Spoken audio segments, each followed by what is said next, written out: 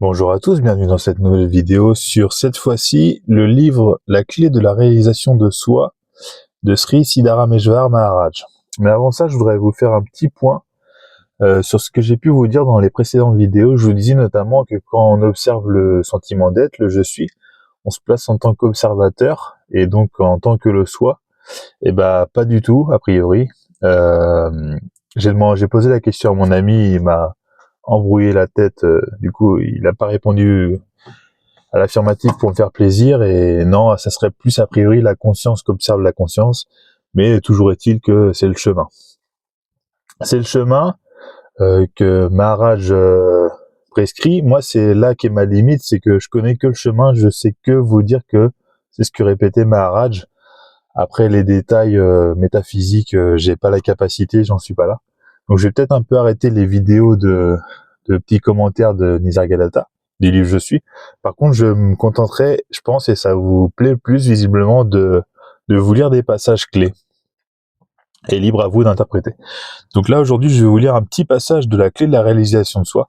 Donc, on retrouve tout l'enseignement de Nisargadatta, mais dit par son maître, Siddharameshwar Maharaj. Donc, page 15. Avant la naissance, l'être humain était tout recroquevillé et confiné dans le ventre de sa mère. Puis il se retrouve, projeté dans un monde illimité. Il ouvre les yeux et regarde autour de lui. À la vue de cette lumière éblouissante et de cet espace immense, il cligne des yeux, ahuri. Où suis-je arrivé, seul? Qui va me protéger? Quel va être mon sort? Telles sont les craintes qui surgissent en lui, et dès sa naissance, le premier choc, il pleure. Pour le réconforter, on lui donne un peu de miel ou de lait.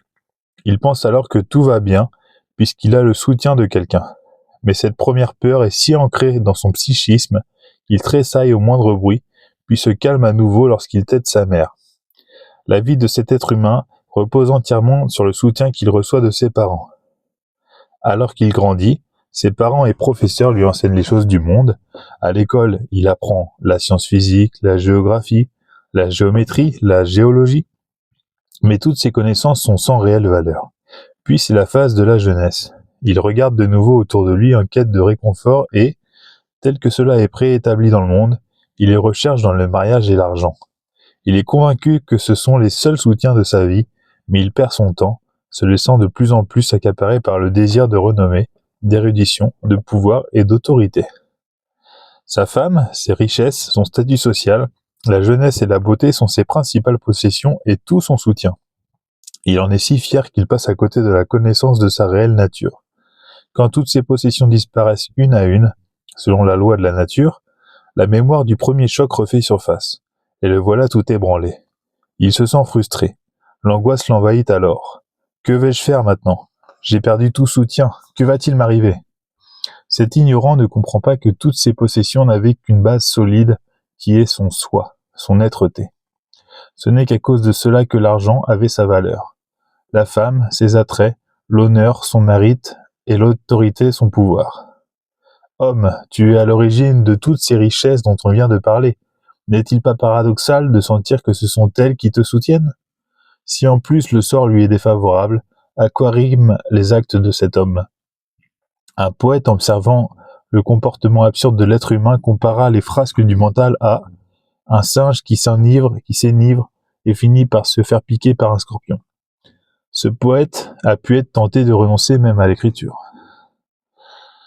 L'acte de dévotion de l'athée consiste à nourrir son corps et sa seule libération est la mort du corps.